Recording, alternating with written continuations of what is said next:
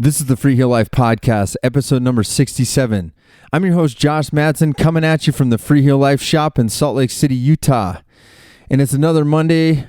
My fine Telemark friends, my brothers and sisters and protectors of the turn. And we're back. And guess what? I hope you all had a fantastic World Telemark Day, the 7th annual celebration of the most delicious turn on snow. So for all of you that were in the northern hemisphere, the first Saturday in March is always World Telemark Day, WTD, and we hope that you had some amazing celebrations, whether you were skiing by yourself or you were skiing with friends or anything else that was COVID safe in terms of distance and you weren't breaking any rules. And shout out to the gentleman who kicked it off quite early. I saw a photo in our Facebook group and online who was in New Zealand on some grass, not even on snow, and he was getting after it to kind of kick things off, and I appreciated that. So thank you very much, kind sir, for doing that. But I saw people from Russia, I saw people from Austria, Italy, Japan, America, Canada, and many, many more. So thank you for diving into that.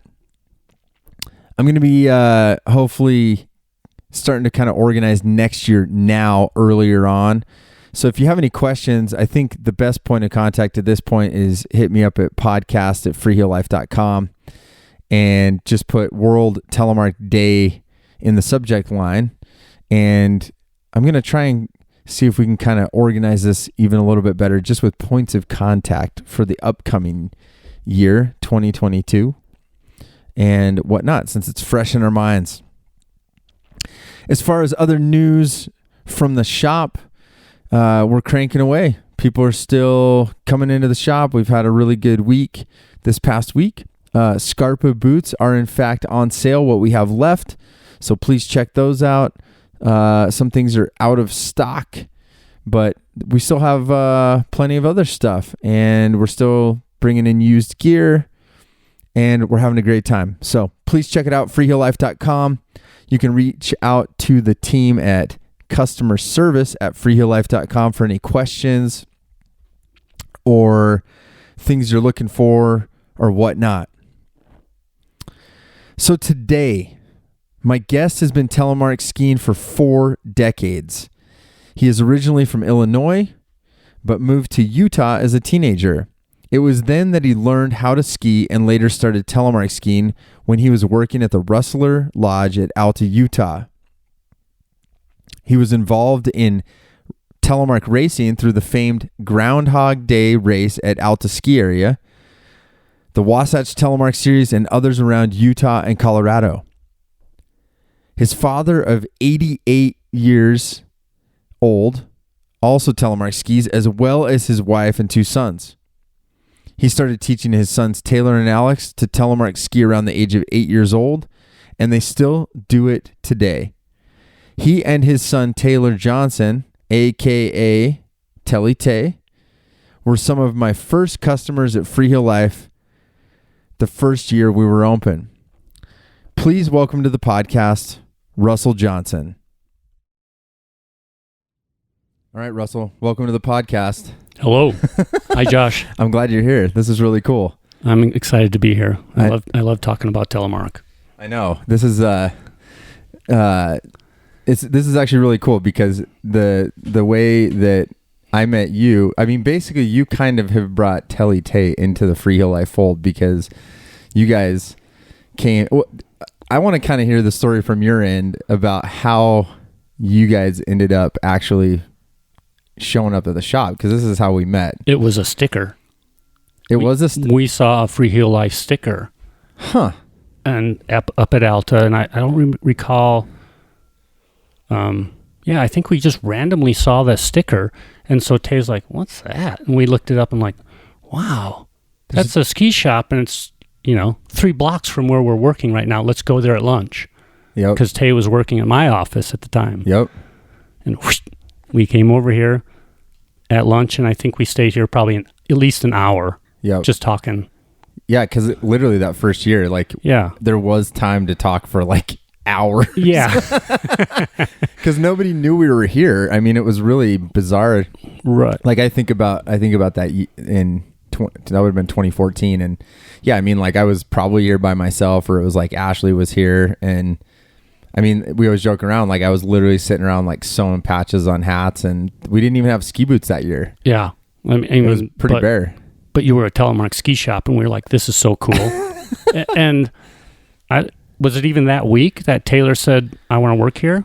Yeah, and that's how the story was, is basically, I think he said, I think it was that trip, but he told me my eBay site Right, sucked. that's right. As we researched Freeheel Life and what you were selling, or the whole deal. We had a couple used parts on it. And since he was selling eBay at the time, he saw your store and said, oh, I think I could do something he's there. selling Audi parts, and then he's like, and that still, we always joke about it. He's like, yeah, I basically got a job by telling you your eBay store was kind of crappy. Right. But I think, didn't he volunteer at first? Didn't he just say, oh, I'll just do this for you? Oh, 100%. Because I said, there was one other kid, Sam Prentice, that had volunteered, and I kind of had figured out oh, okay, some of these kids are going to trickle in. I can't employ anybody. Yeah. And so I started realizing well, if they volunteer, I bet I can probably help build them a job. But if they volunteer, they've got some skin in the game, and they'll probably stick around a little bit. At least that was my thought process back then. And and then Tay stuck around. He just hung out and helped out with the eBay site, and then we just sort of built it from there. It's a great model, honestly, that you've built. You build this model out of passion. Yeah. Passion for the sport. And Tay's passion said, I'll want to do anything to work here. And you said, well, we can try to build this job. And sure enough, how many jobs have you built, Josh? Yeah. No, we've got nine employees this year. That's amazing. It's cool. It's been fun. Honestly, I didn't think that would be the part of this that I would like the most. I mean, I think, I don't even know if I thought I would have employees, to be honest. I think I just started it. You thought it was going to be you and selling some t-shirts? Yeah, it's kind of funny thinking back to that, because I have very little retail experience. So it's interesting that it's turned into making jobs, and that's cool. And Tay, really, I'm so grateful that he stuck around long enough to kind of complete the circle to get to a full-time job from the volunteer job. Right. Because that really helped prove to myself oh, all right, this could work. This could totally work. And he stuck around long enough to kind of see it come to fruition. And I think that's been really helpful with kind of replicating that, hopefully, in the future, but and I think we were passionate people about Telemark. We love the thing. Our family has done it for so long, and Tay just saw this as an extension of, I dig this. Yep. I want to be here. Totally. Yep. And I've seen that for sure. And that was kind of the crazy part about Tay being a telemarketer. And really that goes back to you, which is why I'm stoked that you're here, because you're sort of the next missing link of Tay evolution, because Tay wouldn't be here if it wasn't for you. Yeah. And so tell me, are you from Utah originally? No, we're not from Utah originally. I was from Illinois, south side of Chicago. Okay. My father got transferred out here in 1972, which puts me at 12 years old. Go ahead and do the math. And, we were hockey players back in Illinois, and we kind of came out here and there's no frozen ponds. What do you do? And they're like, oh, well, there's mountains and skiing. So we immediately started trying skiing. And, of course, at the time we were alpine skiers, but my older brothers somehow ended up with cross-country skis. So I had some experience on cross-country skis as I skied, young teen, skied through high school, had a big moment in my life in junior high, because Evergreen Junior High had a ski program. Oh, you went to Evergreen? Yeah. So every Oh, yeah. Thursday we went to Park West. Oh, yeah, at the Park time. West. And, this is 1970 something. I don't know. But, Wayne Wong and Yeah, K2 Winter Sticks. some wong bangers. Yeah, that was the big thing. The hot doggers. Part of the ski program was taking a lesson. Okay. And we got this Austrian racer lesson or instructor. And we were like, oh, we want to do bumps and ballet and jumps. I forgot about ballet. And he was like, no, we are going to use the knees and we're going to learn the racing carve. So my skiing kind of changed there, and I kind of ended up morphing towards a ski racer. Huh. College went by, ended up at the Rustler Lodge as a flemmer. What's a flemmer? That's a dishwasher. Oh, flemmer. At the time, dishwashers were called flemmers. That's like phlegm? Like phlegm. Because of all the goo? Yeah. And so that's funny that we share. Did you know I was a dishwasher there too? We've talked about this. Yeah, but you were called like the dish crew or something. We called ourselves the dish crew because we thought we were pretty cool. Yeah. I mean, I was like 21. Yeah. So probably about the same time. Did you live there? Yeah. Yeah, me too. Yeah. I only lasted a winter those. I lasted 4. Really? But I moved up through the kitchen. I was eventually the sous chef. Oh. So I, was a god at the Rustler Lodge. Oh, yeah. Sous chef had a private room and a semi-private bath. Oh, yeah. That's heavy duty. That's huge. That's not a bunk room No, for sure. No. I had years in the bunk rooms and they worked too, but being the sous chef was cool. As I was working at the Rustler as a sous chef, my chef at the time was a cross-country telemark skier. What? And this is early 80s? Early 80s, like 1981, I think was actually the first year that I participated in the Groundhog Day Race. So this chef, my chef, Les Powers, challenged me to a telemark race because he knew I was a racer, and he knew I dabbled in telemark at the time because I was, as a ski employee, you kind of try everything. And I think one of my roommates was a freeheeler, and so I had tried telemark a couple times. I'm like, oh, I'll try the race. I can race. I should be able to do this. Well, I didn't do so bad. It turns out I raced pretty good, and so my telemark skiing then kind of went from telemark racing. I pursued telemark racing for a while in the Wasatch Telemark Series. Yep. I went to the Nationals once in Colorado, which was a riot. Do you remember what year? No. It was all those years of the Rustler, dude. It was sponsored by Vicken Fjord Vodka. Oh, you were at that one. So is that only one? No, but I have a button somewhere that is of that vodka, and there's some funny story if there's any telemark race historians listening, let me know if this is true, but somebody told me that vodka wasn't actually like they made it up for the sponsorship or something. Is that right? Oh, yeah, I didn't know that story. some weird. It didn't exist. Someone just put up money and said this is a sponsor. It was something weird like that. I don't know. I don't remember the story, but I remember I have this like little rectangular button somewhere someone gave me with that sponsorship on it, and then someone else saw it and was like, "Oh yeah, I remember that thing." I think I have a mug. That's all I have left. What was that, 84, 85? It's got to be right in there, Yeah. So I was going to, who might have brought that? Did you ever meet Torrey Hauser? That sounds very familiar. He's a Summit County guy. Anyways, but I think it was probably somewhere in that zone. Right. Like that was a great time. Telemark racing was cool. And that was as we were morphing from leather boots, a solo extremes, we were putting plastic cuffs on them. Yep. And if you had a plastic cuff, you had to compete in the pro division. Oh, are you serious? Yeah. Oh, that's a tidbit I did not know. Yeah. At least early in the race series. Yeah. That put you in the pro division if you had plastic cuffs. Oh, wow. If you modified your boots in some way. And pretty much everybody did in some Frankenstein way there for a couple of years. Yep.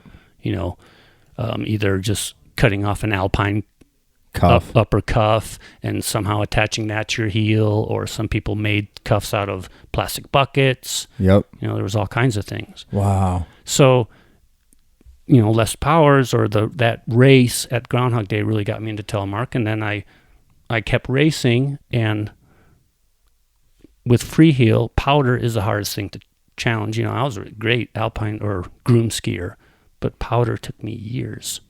Yeah. because you do cartwheels. Yep.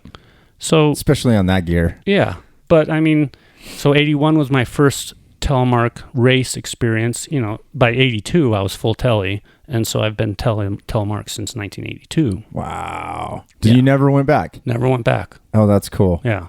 I mean, like the first year in 81, I kind of went back and forth a little bit. And then I was like, no, this is pretty fun. Huh. I'm going to focus on this. That's amazing. Yeah. And that's where I started telemarking. Of course, this was all at Alta. And my adult life, I telemark raced a little bit. I always did the Groundhog Day. I did do the Wasatch Telemark Series. Obviously, that went away. Yeah, that went away a long time. Yeah. Well, real quick, on Groundhog Day Race, do you know the history of that? How did that start? Or I don't really. I'll have to dig that up. I don't know, because it's kind of in the past 10 years sort of had a rocky... Like, I think it kind of disappeared, and then... Yeah, because I think originally it was just an Alta Ski Patrol thing. Yep. And they put it on, and then the race series kind of got involved a little bit. And USSA Telemark... USTSA, yep. USTS, whatever you just said. Yeah, USTSA. They were involved in some of the telemark races that kind of changed the format of the race a little bit, which was fun. Because was it just a GS when you were... it was just a GS with a pro jump, though. Oh, yeah, even back then? Yeah, even back then. I can't even imagine jumping on that kind of old gear. Oh, man. That's super scary because the drop of the... Like, people always are like, oh, how do you jump with telemark skis? But like modern stuff, it doesn't really... The ski doesn't really drop away from your boot. But when you have a 3-pin... Back in the old day, yeah. Or even a cable, I mean, it's like... There's like 6 inches probably between your heel and the back of the ski. Yeah. And you're landing on some weird cuffed leather boot. Yeah. That was a trick. So if you made the pro jump, you probably are beating your partner because it was a dual race as well. Then. Oh, that's cool. Head to head. Yeah. Which is kind of cool. Do you remember what your race setup was? The first one was Extremes, a solo Extremes with a plastic cuff. I think it was off of a San Marco, some green telly. Oh, it was off an old Alpine boot. Yeah. Okay. And I was on Rossignol TRSs with, I think they were the Volet flat bill binding. Just a 3-pin? Just a 3-pin. Are those the TRSs that you still have? Or is that a different? I don't know where they are anymore. It's a skinny pair. It was a skinny silver Rossignol ski, 210s. I'm sure they didn't have any side cut, but that was the race ski. Yeah. That was like the stiffest telemark ski specifically out there at the time. That's so crazy. Yeah. So that was a lot of fun. So from the race, so you kind of raced and you mentioned powder being hard. I mean, I guess the other thing I'm curious about is like Alta, early 80s, how many telemark skiers were there? Not many. So not a whole lot. Yeah. There's still a handful because employees and a few lifties were telemark guys. And, the ski industry and the ski fashion kind of changed during the 80s, and I went from being the khaki, we call them 60-40s. You remember the jackets, the parka jackets? They're a little longer. They had extra pockets, and they're very outdoors. Like the cinch ones that had like the powder waist thing? They did have a powder waist. It was longer. Does anybody even know what a powder waist is now? I don't know. A powder skirt, if you will. I had a friend that was selling ski clothes. He sold for Degree 7, which was super flashy outfit. And that's when I got that one-piece suit. And so I was not only a telemarker, I was skiing around in my Degree 7 one-piece. That purple one that Tay has? Yeah. Oh my God, I forgot that was... So there was some flash involved. Being a telemark skier, you were different. And you were like really different. Really pushed it. Yeah. I'm like, I'm going to be a telemark skier. And you're going to notice. I'll have to see if I can find a picture of Tay. Like, have you seen that picture where he's got the number 1 up on the top of High Boy? Oh my gosh. Yeah. That's funny. I totally forgot that was your suit. Yeah. That's crazy to think, because that is not like typical 80s hippie. No, because at a lot of telemark skiers, they were called gorp eaters. Remember that term? Oh yeah, gorp. Yeah, totally. Yeah, or pinhead. Yeah, pinheads. They were wearing wool with a gaiter, gaiters and knickers, sweater. which I did too. Huh. And then I morphed into the Flash. That's like superhero stuff, dude. And, you know, so like I had that Degree 7, that purple suit, and then Scarpa came out with that purple Terminator. Okay, so this is like by early 90s. Yeah. You're wearing, like late 80s, you're wearing that. Late 80s, yeah. And then I, you know, get the Terminators. I went through those. You know, from those I went to, I think, Bumblebees. Yep. And then I went to T-Races. Yep. For the longest time. I Yep. went back to the T1, the black one. Yep. And thought, oh, they're too soft. Went back to T-Races. You know, so I've been through quite a few boots. Then I think the last pair of T-Races was what, then I transitioned into NTN. How long? Was that 2 years ago? 3 years ago? Yeah, it's at least 3. Okay, so here's a good question for you. So you've literally spanned 3 decades of telemark skiing. 3? 4? 4 decades. Oh, geez. Yeah. 4 decades. Okay. So this is a good question. Is to you, I did a podcast about this, about what is telemark, because people that tend to come from another era, another decade, a lot of people say, oh, now they're like referring to NTN or whatever. Even some cable bindings are like, this isn't telemark. And so I'm always curious, like people, you know, like you start early 80s, I start early 90s. I understand the difference of gear and eras, but I don't necessarily, it doesn't when I hear that, I'm always like, that's so strange to me. Like, I don't think of it as like not telemark because of that it doesn't feel like the old stuff. Like, what's your take on that? I definitely feel it's all telemark. There's definitely different feels. Oh yeah. You know, your boot is hinging in a different spot on NTN, which I think is a good thing. I mean, you know, just going back even one generation to my Vices and T-Races, you know, I think even that skis differently than NTN. Mm-hmm. Now, I don't think one is right or wrong. You know, they do ski different, but I think a 75 millimeter skier, I can pick him out versus an NTN skier. Oh, that's interesting. Because I think we do weight the feet differently, making a telemark turn in NTN. I think the power we get from, especially the back foot, allows us to really carve even more on that back foot and bring telemark back to the two-footedness. Interesting. Because I think telemark is definitely a 2-foot turn. Yep. And I think a lot of alpine converts, it's really a front foot thing. Mm-hmm. I think an alpine convert tends to go, oh, I can make this one ski turn, because their downhill or their lead ski is basically still heel down, like an alpine turn, but they're afraid to put weight on that back foot for years. And I experienced that in the 90s, you know, skiing powder. If you don't have weight on your back foot, you're doing cartwheels. Yep. You're doing a telly roll every time you hit pow. Yep. So you have to learn that splitting your feet fore and aft gives you better balance, whether you're standing on gym shoes, alphas, solos, or alphas. Those are the lowest cuff cross-country shoes ever. And I skied those at Alta with 215. I think they was Mountain Air, Kazama Mountain Air. Could that have been a ski? Mountain High. Mountain High. Oh, someone dropped a pair of those off. I bought a pair off a lady today. Double camber skis. I can remember trying to get down Wildcat in 30 inches of snow in double camber skis with alphas. Those are kind of one-run days. Yeah. What was the biggest challenge back then? I mean, like if you were if for those out there that have never skied Alta, there's a lot of classic runs. There's a lot of traversing to get to these classic runs. But I mean, was there like a proving ground of sorts, like or something like? Because straight skis alone made that place much harder to ski for sure. I mean, I can't. And straight telemark skis when you're skiing like 210s. I mean, you know, we have the smelly knee pad where we go out and ski all the leather stuff. But I can't imagine like that many people were probably like skiing main chute off Baldy or something. Right. Not many people were. Yeah. For sure. Now I did.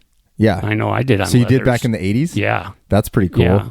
I mean, that must have been totally wild. Like it wasn't like there was like a line of people going up there. No, there wasn't. And I think, honestly, the first time I skied the chutes on my skinnies, we accidentally skied Little Chute. Oh, geez. So we were like, hey, this is cool. And then we get to the bottom. Oh, wait, we should have gone a little farther. Not even the right one. That's funny. But anyway, I don't know if there was any proving grounds because there wasn't that many people out there to prove it with. no one to watch you. Yeah, there was, your other buddy that was a telemark skier, and you guys, two buddies, they're challenging each other anyway. So I think, Highboy and the chutes was definitely a proving ground. And, off Baldy. Or the bumps on Westward Ho. That was kind of a thing in the 80s and 90s. Okay. So if you could ski bumps in Westward Ho, that was a big deal. That's a big deal. Well, that dude's on pins. What? So yeah. When did it change? See, so that's interesting. The 80s, you didn't see a lot of telemarkers. I mean, the 90s, though, I would think would be a pretty prevalent sight. Like, I mean, at least from what I remember, but maybe, I don't know. Did you feel like it kind of started growing at that point? Or was it more... See, I grew up skiing at Brighton, and so in the 90s, I was more at Brighton, but I only remember going to Alta like once, and it was maybe like towards the late 90s, I felt like a lot of people, it was like to the point where if you traveled outside of Utah and you said, oh, I'm a telemark skier, I'm from Utah, they're like, oh, do you ski Alta? Yeah, or I'm a telemark skier, I'm from Colorado. Oh, you ski Telluride. Yep, or Crested Butte. Yeah, or Crested Butte. Yep. Those were the big telly spots over there. Totally. Yeah. So that... I mean, did it feel like it was growing back then, I guess? Honestly, I don't... You don't remember? I don't remember seeing it grow, but it obviously did. It was growing around me. Yeah. Maybe I thought I was having something to do with it because, that's that flashy dude in the purple suit skiing telly. That must be cool. Smashing bumps in Westward Ho. Yeah. That's awesome. So the growth... I see more growth right now. Really? Yeah. And honestly, since 2014, I've seen it grow. I mean, I've seen your shop grow and your employees grow, but I see it grow at Alta.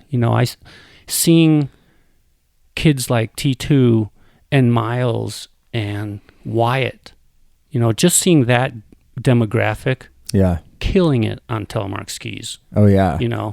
So that means they saw it at an earlier age and went on to do it. Yeah, that's a good point. Walking into your shop today, I saw a dad and a son who probably was 12 or 13 getting his set up. That's cool. That's where I see the growth. Yeah. And I still see a lot of these telly couples that started in the 80s and 90s skiing Alta. It's not unusual. If you see a telly couple, they're advanced adults. That's smooth. I like that. But they've been skiing telly for a long time, and they wouldn't think of changing. Yep. Or they'd never change. Unfortunately, a lot of those are on 75 mil and probably won't be on NTN. Those are the few customers. Some people think we're like anti 75 millimeter, which again, no matter how many podcasts I do or tell people like there's not like a versus. Right. I mean, so those people, those are honestly some of the folks that come in and they're like, especially when they're getting in, 70s. Yeah. And I'm like, they're like, no, I'll stick with my 75 millimeter boots. I'm like, what am I going to do? Argue with them? Yeah. And be like, no, you need to move on to the NTN stuff. Come on. I'm not saying that NTN is the only way to go. Obviously 75 millimeters is proven and works for 80% of the telemark population? Probably. Not anymore. Not anymore. What do you think NTN I think your percentage is? Based on some of the boot sales, I think we've crested over the 50% mark. That's awesome. I think we're on the back side of the whole thing now, but I mean that it's still 30-40% of people on 75. Yeah. So I mean it's not like everyone's on one platform at this point. Yeah. I just like the NTN setup. Yep. I'm a proponent of it, and I'll sell it in a lift line. If people are like, what are those? I'm like, oh, It's cool. Step in. No bending over. That's how you prolong it to your, what did you say? Advanced. Yeah. Advanced adults. Advanced adult. That's going to be, we're going to make a commercial like, are you an advanced adult? You should get NTN. Step in today. Yeah. For only $39.95 a week. I like it. A subscription service. That's smart. Yeah, right? Yeah. Yeah, and you can get in little by little. Well, so here, speaking of advanced adults, your father is a telemark skier. Correct. And as we learned to ski in the 70s, yep. He was an alpine skier, but then as I transitioned into telemark in the 80s, my dad would walk up pre-season and hike up the mountain, as soon as there was snow, and he would just, carry his skis on his shoulders, and he finally saw some freeheelers, and he's like, that looks a lot better than hiking with these skis over my shoulders. So that's how he transitioned into telemark. From me, and he wanted to do it because of the freeheel and walking up the hill. So he switched. I don't know what quite year he switched, but he switched, and he's 88 years old, and he still drops a knee with us. He skis twice a week. He's got some other outlying health issues that keeps him off the mountain a little bit, but we still get him up there. And he's 88, has about 20% vision, and drops a knee. Yes, he does. This is Lloyd. Lloyd Johnson. Yeah. Lloyd Johnson. He's a true original Alta at this point. He really is. And, he was a locker room guy. And Alta has that certain population of retired dudes that are up skiing every day. Yeah. Or just maybe not even retired, but construction workers that work all summer and ski all winter. Yep. It's fun to see that. And Alta's done a couple of videos on Lloyd and our family, which are fun to look up. Because that is cool that, and Taylor, he saw his grandpa telemark skiing when he was old enough to know what it was. And of course, Taylor wanted to do that. So as soon as we could fit him in the smallest teledactyl we could find, which in the end, I think I bought from one of your competitors, your only competitor. That's okay. But that was, it was hard to find telemark equipment in a way. Especially kid stuff. Yeah.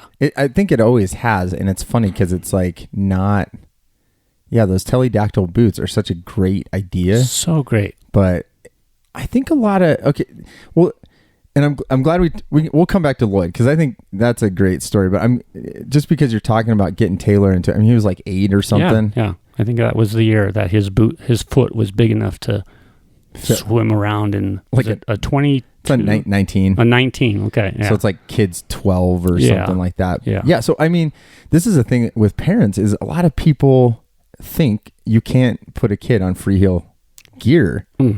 What was your experience with that? We just put him on and let him deal with it. We didn't say this is telemark or this is what you do. He just didn't even know. He kind of saw that we have free heels, my dad and myself and my older brother. He was also a telemarker at the time. Is that Sam? Yeah, Sam. Okay. And so Taylor just thought, this is what we do. And he tried to make turns that look like us. And after a while he did. I've seen one of those photos from the mountain photographer. Oh yeah. Do you know which one I'm talking about? Yeah, absolutely. And he's even doing low smokers. He was even doing switch stuff at 10 or 12. That's so funny. I know it's cool that he's at an age where he kind of grew up having digital stuff around. People were taking videos and photos. Mm-hmm. I think there was a video I saw of him and Philip, his cousin, digging a jump or something. Yeah. And it's so funny because it's we didn't have video cameras when we were kids. They had cell phones that had video on them. Yeah, video with 4 pixels. But that's cool. No, some of those pictures are hilarious because he's nailing the shot for the camera, and Taylor would and Alex, we would build jumps in the backyard. There was a time when we actually had snow on the ground in Utah. Yeah, that's a weird thought. We would build little jumps, and he would take his play school basketball set and lay it down so he could build a rail and grind on a rail.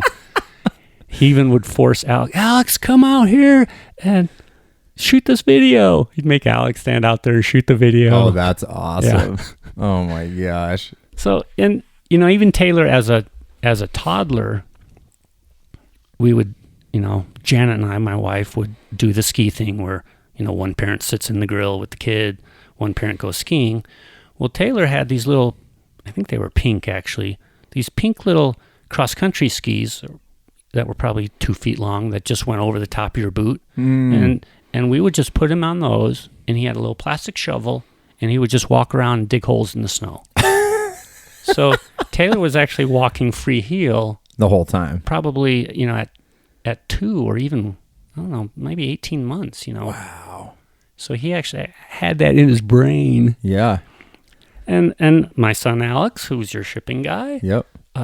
He started telling as soon as he could fit in Taylor's teledactyls. Wow. That was always kind of a trick too, finding, kids go through boots. Yep. And to sort of find, a different size teledactyl, or Garmont made I think it was called a Super G, but they made some really small women's sizes. And so eventually he was able to those yellow boots. Yeah.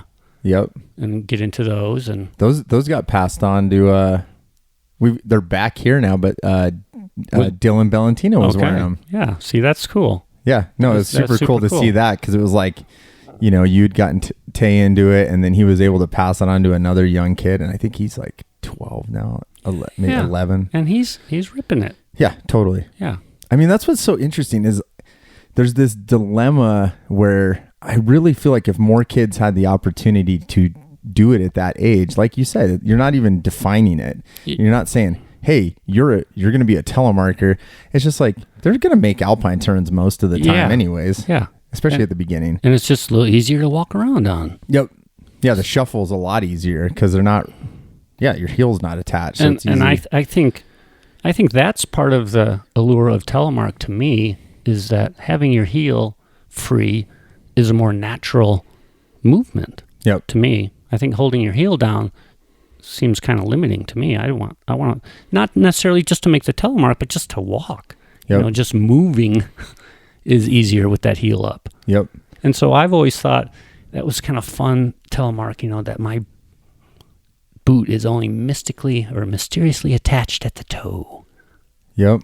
That's kind of why I loved when I used Black Diamond O2 bindings. I thought that was cool because the cartridges were underneath. Oh, underneath. Because I was on G3s too. And then from G3s, I went to Black Diamonds. And I thought, oh, that's so stealth. It's slick. The design. Yeah.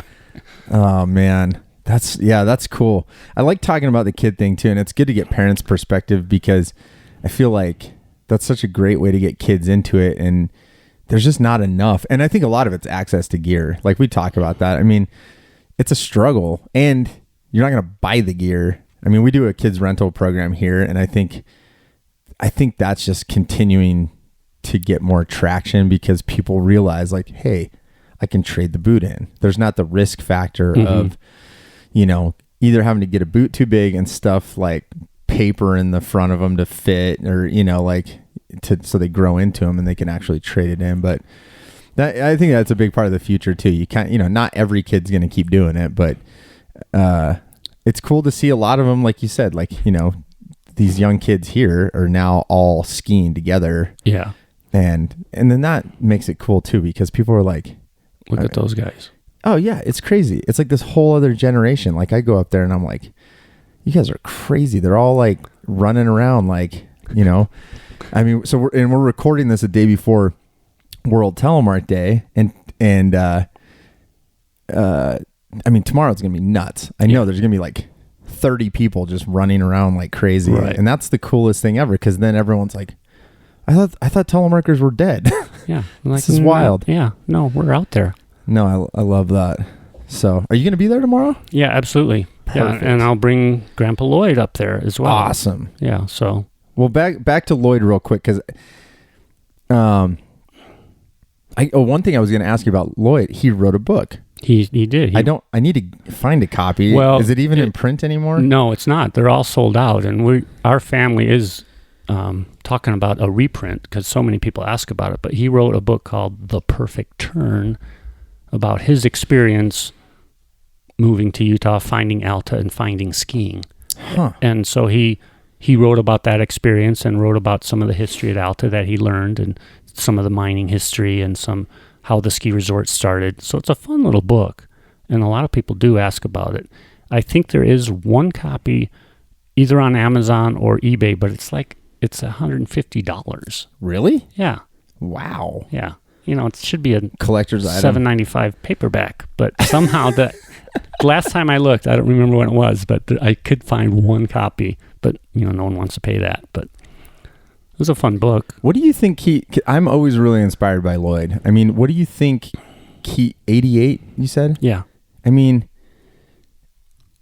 I think we all talk about like just staying in motion, and whatnot. But like, even despite him having some health challenges and just getting older, I mean, which that happens. Yeah. I mean, that dude's got some drive. He does have drive.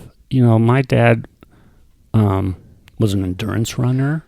He ran marathons, and I didn't know that. Yeah, after he retired, he started to run, and he loves that endurance. So I think he's like a bike racer. Endurance athletes love to suffer. I was just gonna say that's what you have to do. Is you have to love to suffer, and he kind of likes that. And and not that he suffers skiing, but I mean not so much now. But he did so much Alta side country and backcountry. He loved the hike as much as anything. He wanted to get out there and work. Yeah. And skiing, well, if he was just skiing down, he wanted to work at it so that he was suffering to have that fun. He likes to put the work, yeah. Yeah, he likes to put the work in, and he just, Alta becomes a part of you. I don't care whether you visit Alta once or, 100 times. I think Alta, you go there and you're like, oh, this is kind of cool. And it kind of starts to grow on you. And it grew on him so that it became part of him, and so I know he wants to end his years up at Alta. His passion for the skiing and the people and talking to the lifties that know him and the patrolmen that know him, that's what keeps him going. And I know even now in his advanced years with his challenges, he just wants to go out on a high note, I think. I wouldn't be surprised if he secretly wants to, keel over up there. Be on the mountain. And be on the mountain and be in a place that he just has loved for, decades. Yeah. That's so interesting because he probably in his 30s, 40s when he picked up skiing? 70s? Let's see. Yeah, late 30s, even early 40s, honestly. Yeah, because my brothers were in their 20s. They were in college already. And he didn't have any background. Is he from Illinois? Yeah, he was from Illinois, so we had never skied. Yeah. Never really had much mountain experience. Wow, that's so cool. I love that because he and one of the things I learned pretty quick about Lloyd at the beginning was his routine. Right. And Tate told me about his routine, which was two runs at Wildcat. Yep. They're called obligatories. Obligatories. Yeah, those are his obligatory runs. 2 Wildcats before he'd go anywhere else on the mountain. And he still kind of likes to do that. Honestly, I have to pull him back a little bit because he would just go up to Wildcat every day or, every time I take him up. But some mornings I'm like, Dad, let's warm up over on Sunny, and see how the legs are doing. Then we can go over and do a couple Wildcats. And he does his obligatories. Yeah. And Wildcat, if you haven't been to Alta, is kind of one of the last double chairs. It might be the last double. Well, there's Albion. Or Albion, I guess. Yeah. But I mean, it's classic. Like that Westward Ho, all that stuff we talked about. And then where would he go? 2 obligatories. Wasn't there like something about a coffee and then it changed and he... Well, that's all he would ever have at lunch is a coffee, and he would pull out the peanut butter and bread sandwich in his pocket. no honey, no jelly, Just peanut just butter. like a half inch of butter folded between a piece of bread, and that was his lunch. And to this day, he would prefer doing that. But Yeah, that's awesome. But he's like a creature of habit that way. Very much so. Yeah. And he was. I forget what his saying was. I should have thought about that. He had some saying about freeing the heel that, if you're going to be on telly skis, you got to telly. Interesting. He definitely pushed telemark. He didn't want you to parallel. Well, and he still drops a knee. He does, which is amazing. That's amazing. I mean, at 88, and he's got this funny little thing. He doesn't go very fast, but actually he does when he gets going. But when he starts, it's like he's imperceptibly even moving, and boom, he's doing a telly. I don't know how he does it. Tay has seen it, and I said, watch when Dad starts. It's like he's hardly even moving. He's into a telly making that turn. Huh. But I also think that one thing I noticed with Lloyd, I was skiing with him the other day, and Taylor joined us. And Taylor took off in front of my dad, and I could just see it was like a kid. His skiing turned up a notch. He saw his grandson, which he is so proud of, skiing, and his skiing popped up a notch. I thought it was pretty cool to see that. That's like, all right, Grandpa's trying to show off for Telly Tay. That's so cool. Well, and that's what I told. If anybody follows Tay on Instagram, the proper warm up essentially kind of is a riff off of. Oh right, yeah. I totally forgot that. That was part of his obligatory was the proper warm up. Oh, so that was part of it. Yeah, that was part of it. Oh, it was the shoulder. He did that. Yeah. Okay, so that's a continuation. Right. Yeah, that's what I liked about when Tay started doing that. I was like, dude, that's so cool that you have this like family history of getting off Wildcat, hiking the shoulder. Which if you ever watch Telly Tay do I like that I call him Telly Tay. I don't even call him Taylor anymore. But do the shoulder. Basically, there's this little swath of snow from the top of the Wildcat lift that you can hike the ridge line and catch this. On a snow day, you can catch a good half a dozen pow turns down to the cat track. Well, it's a famous spot. Ski photographers flock there. It's literally called Cohen's Corner. Oh, right. After Lee Cohen. Yeah. And it's on a POW day, he's going to be standing there. Yep. As a matter of fact, the other day I was up there and it was a POW day. And I'm like, well, why isn't Cohen, his first run, I'm like, why isn't Cohen standing in the spot? Taking pictures. Yeah. And I'm like, oh, he was just farther down the row because I think they were doing tree jump or something as well. But it's a fun spot. And that's kind of fun to me as well, as that our family went to some place and called it something, and I'm sure Cohen went to that same place and called it something else. That's kind of a beauty thing about Alta, I think, is that everybody there has kind of their own runs or has a run. Oh, hey, let's go ski sour cream. And people are like, where's sour cream? Yeah, I've had that happen too. Like B-Mail, our friend who's the patroller.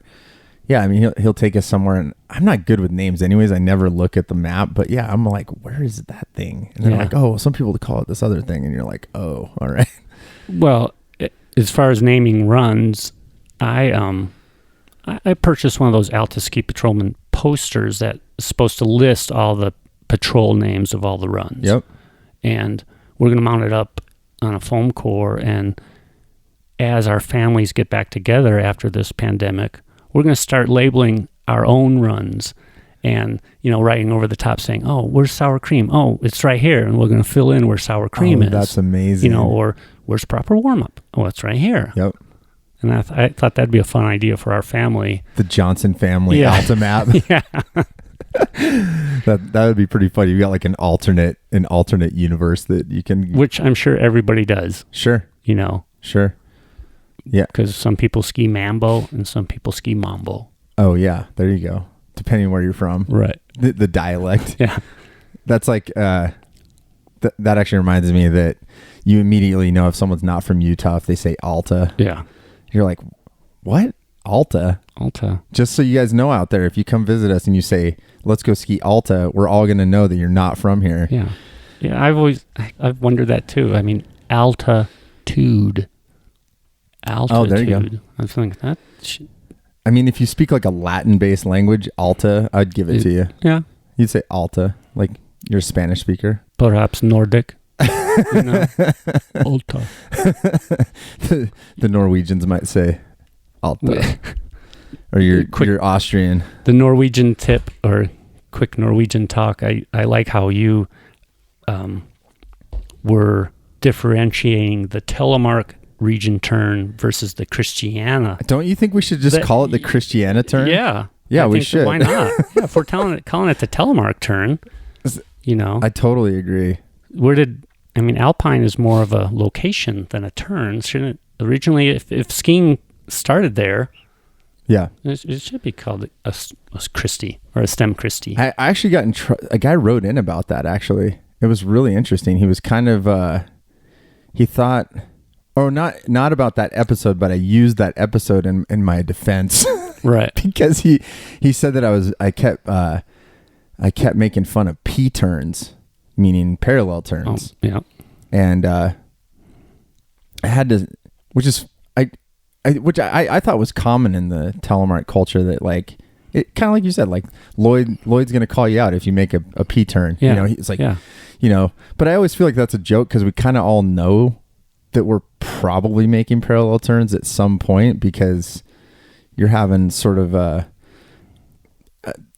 I'm out of control moment, or hey, it's icy. I mean, everyone does parallel turns, and I was trying to reference that. I was like, to really be a great telemark skier, you need to know how to make a telemark turn, a Christiana turn, and you know, do various versions of whatnot to survive. You know, and even as I advance in age, you know, there's slopes that, you know, I don't want to tell you. I want to just parallel and get through. Yeah. You know, because as things are getting a lot steeper now, I find my telly is, I don't know, just a little more tricky for me.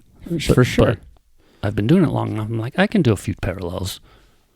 My dad can yell at me later. Yeah, totally. Lloyd's keeping track. Or Telly Tay is. Telly Tay is keeping track. Because I don't think he doesn't make many parallel turns. Actually, no, Tay doesn't actually make a lot of parallel turns. Yeah. So anyways, if you're listening out there, we all make parallel turns here and there. And so it's okay. And that's okay. That's another beauty of the equipment. Totally. I think the versatility. I think that's a good word. Versatility. Like you need to have a bag of tricks that you can utilize, you know? And I mean, we have customers, older customers, a lot of times that they parallel all the time, you know, and that's kind of where they're at in life, but they like having that heel not pull. It just, I don't know. It's easier on their legs or knees or something. I totally agree. I a lot of times when I preach telemark on the chairlift, people say, "Oh, it looks so hard." Yeah. And they say, "Oh, is it hard on your legs?" And I'm like, "Not really. You know, yeah, it's a thigh pump, kind of. You know, you get a workout, but in the end, I think my knees are better off in telemark than they are in alpine because I have a greater range of motion. Yeah. I'm making a freer move, kind of a natural move. So I don't think my knees suffer because of telemark at all." Yeah, I would agree. I need to find I did find someone actually gave me a study that was done at some point, and I need to dig into that. Maybe see if I can find that doctor. Yeah, because the telemark turn, if it's hard, I think you're fighting it, or you might be doing something wrong, or you could be on the wrong equipment, because it should be a graceful turn. Yep. I think the beauty of the telemark is how much versatility you can make within a turn, or styles of turns. You know, the 2-footed turn versus a 1-footed turn, a counter rotation short swing turn versus a rotating turn. You know, I think for me, especially coming from leathers, and you, I know there was a recent Instagram post, you're in your green jacket, I think you're on leathers, and you're totally counter-rotated. Oh, yeah, yeah, I'm on some old Carhoos. I tried to do a counter-rotation drill with your boys, Telly Tay, I think it was Miles, and Wyatt one day. We were just screwing around on Wildcat. Yeah. And I said, "Oh, let's do this counter-rotation drill." Did they know what it was? And they were like, "What?" They had never seen that. Oh, interesting. Yeah. You know, because there's a telemark turn like Telly Tay's turn, his shoulders are square with his hips, and he kind of rotates with the turn versus old school counter rotation. That's true. I think it came out of leather because you needed to counter rotate because you had to be coiled and ready to hop into the next turn. It does come from hop turns for sure. Yeah. Like hop turns definitely help you with that. Yeah. That's funny that they didn't even know what that was. I guess. Yeah, I think it was Miles just was like, what are you doing? Yeah. Huh. That's interesting. Yeah, no, because and I think one racing definitely helped me with that too. Is like counter rotating my body through gates and stuff just to gain more of an edge. Right. Yeah, that's funny that you noticed that in that photo, because I was actually like thinking when I saw that photo, I was like, oh yeah, that's pretty good counter rotation. So. And I think that counter rotation as well as the body position. Yep. I think that morphed out of leather boots as well. You had to be in a very strong, compact position. Yep. So that you weren't totally flailing, because your boots and skis were doing all the flailing. You better at least get your body ready for what's coming next. I think that's why skiing that old gear is so great, is it still teaches you a lot of stuff. And it's funny that you brought that up too, because I interviewed a friend of mine that's a telly coach for a high school program, and I asked him what the one thing that he bases his method on, jump turns. And I was like, what? Whoa. I was like, really? And we kind of talked about it, but he said that is the basis, because he said that's the basis of all things, because it teaches you body position, but it's not necessarily something you do on modern skis as much. Right. Because the straight skis, you really have to. You may have to, add some English to your turn. Yeah, that's a great way to put it. I mean, that's why even like double pole plants, like people see me do that on like leathers, and they're like, oh, your technique's terrible. Double. I'm like, on leather gear, that's pretty standard for what was going on. It actually helps, get the body. And jump turns are kind of different. Like, you don't really jump turn on 100 underfoot skis these days. Yeah, you don't, because as soon as it lands, it's going to react and take off. Yeah, you don't really have to like swing it around. The double pole plant, I think that's a remnant from backcountry cross-country skiing. I think you had to use a double pole plant if you were on lower boots in POW or in the backcountry. Somehow that double pole plant helped, because I know my older brother. Does he still double pole plant? He doesn't quite double pole plant, but you can see that in his technique. Oh, interesting. Because I don't know what my technique is. I'm so good. But I don't double pole plant, but I find myself morphing into the rotation turn that Telly Tay makes. Yeah. And I think just the carving of the skis and how much power we can put on that the back foot. I see why Taylor does that. It's a huge, nice, clean arc that you can stay down into, because I think a Telemark turn has so many radiuses, but one of the fun ones is the long telly. Yeah, big GS. Yeah, big GS, where you're just, that back foot is digging into the snow and you're just staying in that position. That's funny, because like we were doing, he and I were up a couple days ago skiing together, and we were testing some stuff. And we both just ripped the whole run, massive big GS turns, and we kind of got to both of the bottom, and we were both like, I don't really know if we're not really testing here. There was like charging. There was like no feel. And we're like, we should probably like make tight turns on an icy run, or like get in the bumps. Yeah. Sometimes you just like open it up, especially, midweek, no one's on the runs and you can just go fast. But when Taylor and I talk about Telemark, which we talk about too, a lot, we enjoy talking about the gear and about which boot is different and this boot does that, because I ski my quiver. I have 3 skis in my quiver, and I have 2 boots in my quiver. I ski the Scarpa TX Comps, and I ski with Power Block, and I ski the Scarpa TX Pro, and I ski your the Freeheel Life 801s, the Freeheel Life. You're one of the few people that has that ski. That's such a wonderful ski. I'm glad you like it. I love that ski. We got to make more. And I also ski a Black Diamond Boundary 100, which is a great all-around ski. Yep.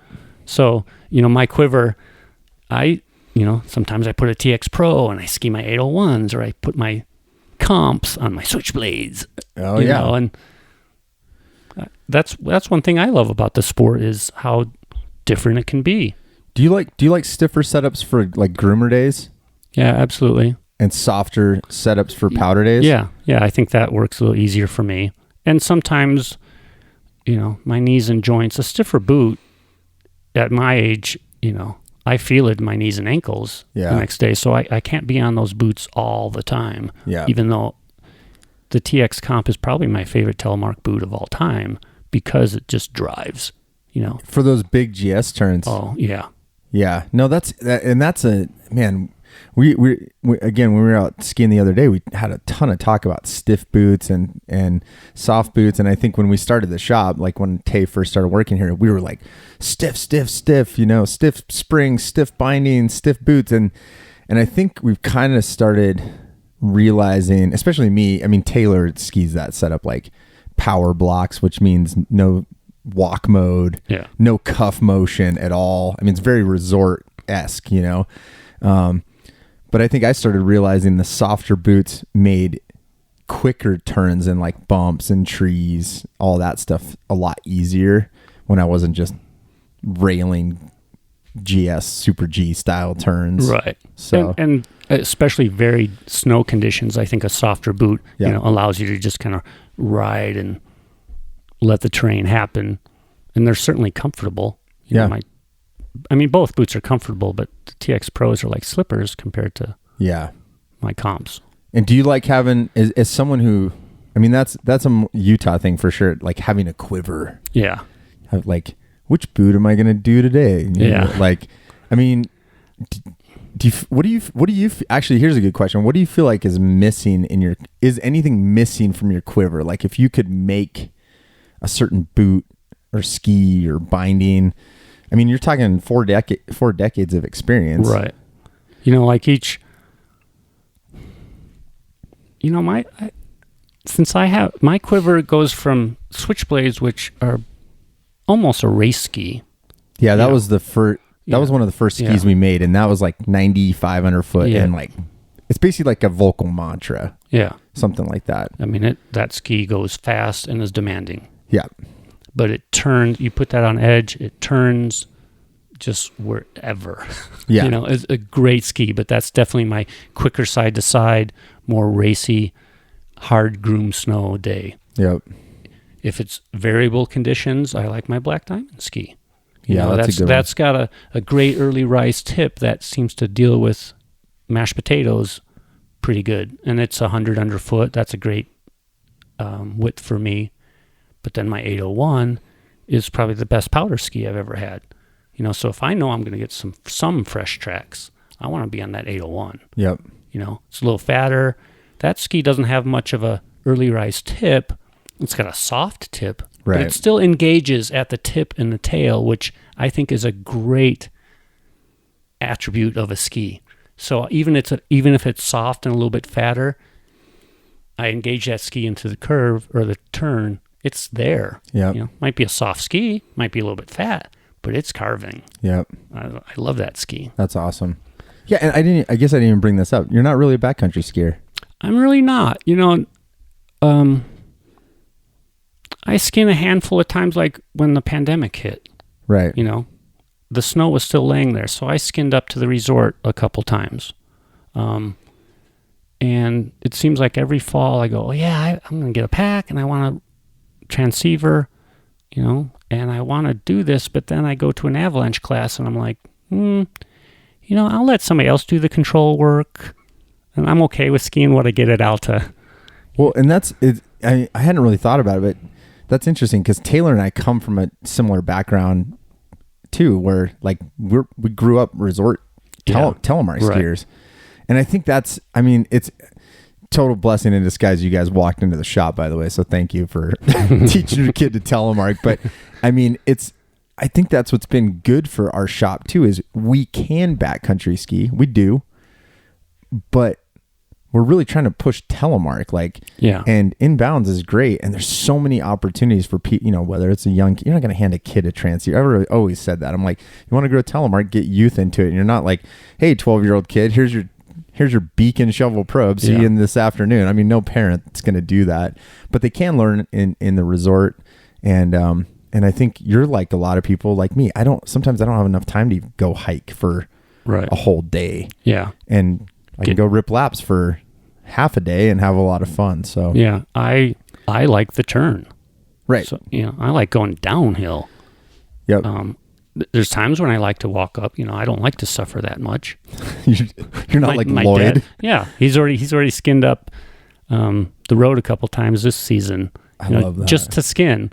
I mean, he just to walk. So he loves to suffer. He just walks up the summer road, and we might just ski down Sunnyside after that. But he still wants to hike because he used to do a fair amount of side and backcountry, as well as hut skiing. With his other freeheel buddies. Yep. That's something that Lloyd used to do. He'd go up to British Columbia, and telemark hut ski with 6 other telemark buddies from Alta. He had great years up there for sure. That's awesome. Yeah. No, I love that. Man, you got a killer family. Yeah, and we got Alex working here now, and we got Tay. We should try. We'll see if we can ever get Lloyd on here. It'd be good. But I'm glad you shared the story about him, because that was the most important thing. Right. Is we use him as an example. People are like, I'm too old to tell you. And I'm like, no. Lloyd's older than all of you people. Yeah. And he's still dropping knees, so you have to do it. Yeah, I think in the end, a podcast would be difficult for him with his speech. At this point. Yeah. I think a video might work. That'd be fun. Because then we could coach him a little more. And well, he's going up there tomorrow. Yeah, he will be up there. Maybe we should do. So I don't know how much if we'll be with the World Telemark gang necessarily, and where his laps go. We can take a run together. But we'll definitely be up there, and yeah, we should do a run, because we'll have the whole Johnson crew. Yeah, that'd be sweet. Yeah, for sure. Well, anything else you want to? Let's see. I talked about the 2-footed turn. Oh, my super tagline. What is your super tagline? Telemark. It's twice as hard, but 10 times as fun. Oh, see, that's perfect. I like that. I like that. Yeah, that's sweet. I talked about preaching telemark. When we first met you in the shop, having stickers in our pockets. Oh, that was a thing for our family. That was a thing for me. That was our tele-evangelism. I'd have a Freeheel Life sticker, and anytime I saw a telemark skier, hey, do you know about Freeheel Life? That actually really did help. That did help. I think it still helps. Yep. Actually, the other day, there was a telemarker in front of me in line, and Tay and the crew was a couple back, and Tay saw this telemark kid, and Tay recognized that. He didn't recognize him. So Tay hands me up a sticker. Yeah. He made you give it to him. Well, I was next to him, but yeah, he's like, I don't know that kid. So here, give him a sticker. And the kid, he didn't know about the shop. It's so crazy to us that at this point that pretty much we still have new local people still coming in. Yeah. People obviously get to know us from other areas, and they're like, oh, I can't believe there's a telemark shop. They're having that same experience because it's always been word of mouth. But that is the most fascinating, is that we're still in Utah. We're just about to finish up year 6, which is nuts. And we're still handing stickers out to people. And I can't imagine, where did they get their gear? How did they, and that's the thing, is there's places to get it, but it's been an interesting journey watching like a true word of mouth business, because now we're far enough into it that it really does work. And the reason we did it wasn't like, hey, let's set out and try to be a word of mouth business. It was like there was no money to advertise. Yeah. And so that was the way. Hand stickers out. Thank God it's easy to identify your audience on the hill, because you're like, oh, hey, look, free heels, and then you can go give them a sticker, Yeah. Which helps. But and in me not pushing, but telling people about Freeheel Life. Are you the pusher? I'm a preacher. That's what I I'm going to call you the pusher from now. You're like rolling up with your jacket, like opening it up with... Hey, want a sticker? But if I see an adult with a 8-10-year-old skier, I always say, hey, I know a place where you can get them on Telemark gear. Oh, that's cool. Seeing the kid, and I'm sure you had that when Tay and Alex were on skis. That is the best advertising ever, because other parents will come up and be like, where did you find boots for a kid? Right. Yeah, I mean, it works really well. Oh, that's awesome. Man, no, I told you this would fly by. Yeah. I mean, we're done. We're close. I mean, we can keep going. Well, but I think it'd be actually, we'll get you and Tay, and actually I told your son Alex that he was next, and he was like, but I said, no, we'll put Tay on there with you, but maybe we should put you and Tay and Alex. That would be fun. That'd be pretty cool. Yeah, that would be fun to bounce off some of their experiences as kids and what they saw for sure in an adult with Telemark skis. If they even, they might not have cared. They're just like, yeah, we do what Dad does. That would be actually, we should do that, because that'll be an interesting. I had Travis Bellantino and Dylan Bellantino on, but Dylan's still really young. But it'd be cool to see, like, as adults, like your kids, what their perception of growing up as tele skiers, what that would have been like. Right. Our family, we've had to deal with some things in life, like everybody's family has. So we've always just kind of had to been, just pretty practical and pretty down to earth, and say, this is what we're given. Let's go with it. And I think being telemark skiers, it's almost the same thing. We were just telemark skiers, and the fact that nobody else around us was telemark skiers didn't matter to us, because we were a family, and this is what we did. Yep. And that's a beautiful thing about telemark. I think you can be different and blend right in. Yeah, no, for sure. And I think that is a cool. I think that speaks a lot to the telemark personality too. I think is like, you kind of, it doesn't really matter what gear you have.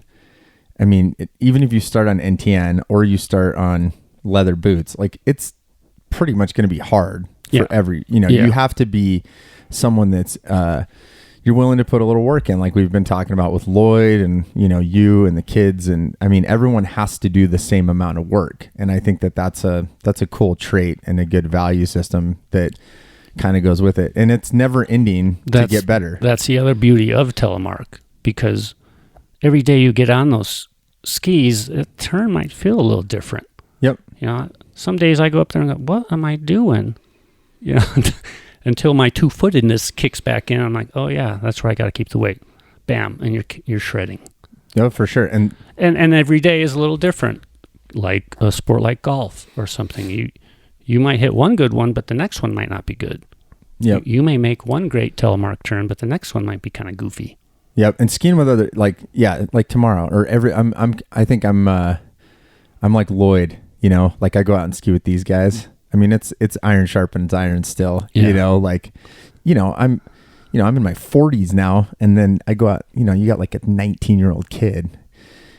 I gotta lay it on a little bit, you gotta hold your position, right. So it's like you get pushed. If I can't send it off tree jump hill, I better look damn good making my GS turns. Yeah, I was just gonna say, I'm like, I don't know if I'm gonna be jumping off tree jump. My skis don't leave the ground too much anymore. Yeah, no, it is funny, and I start realizing that I'm like, is there gonna be a point where like I actually can't keep up? that I think that comes at some point. It does. I've seen it. Yeah. You're living in real time. Yeah. Oh, man. I think I'm going fast, but I'm not. But the older you get, you care less about that. Absolutely. I'm starting to feel that. Yeah. I'm like, I don't really care. I'll see you guys at the bottom. So. Yeah. Well, cool. Well, thanks for being here. I'm so glad we got to talk. And Yeah. Thanks for teaching your kids how to do this. Well, thanks for letting me talk here. Oh, for sure. Yeah, I'm stoked. And I think the best thing about this is we get to set it up, and we've already got the next podcast in place. So now we have to bring each employee on before the end of the season. So I think so. You'll have to come back and help us do that with Alex. That would be fun. And be there for his initiation too while I'm thinking about it. Oh, yeah. He's an employee. When is that going to be? Sooner than later. Okay. Next couple weeks. Yeah, I know he's thinking about it. Oh yeah. Yeah. He's the last one. Yeah. Everyone else is in the leather club, so. Well, and it's been a long time since I was in the leather club. You're welcome. I almost maybe on the day Alex gets initiated, I will. You'll bring him out? I'll tag him along. Oh yeah. I would love to see that. I wonder how it works. You'll be all right. Yeah, I'd be okay. I'm sure it'll come right back. But we'll cut some pickle barrels and put those on for you. Well, I think my extreme racers. Oh yeah, you have extreme racers. Yeah, which it's leatherish. It counts. Yeah. It's within our it fits. We allow that in the smelly knee pad. Okay. Not for initiation though. You have to have laces. No buckles. Okay. Initiation, no buckles. But you're I don't know. I could see going all the way back to extremes as well too. That's the max. Yeah. For those guys. Okay. But we're gonna put them on the 215s. Ooh. Double camber. Ooh. Fred's trees. Yikes. Yeah. Yeah, that's something. All right, brother. I'll meet you down on Mambo. Yeah, I'll see you at the bottom. Thanks, all right, Josh. Brother. Thanks, brother. Bye. What a pleasure chatting with none other than another Johnson. I really am grateful that I met Russell and Tay and now Alex and the rest of the family, Lloyd, Janet.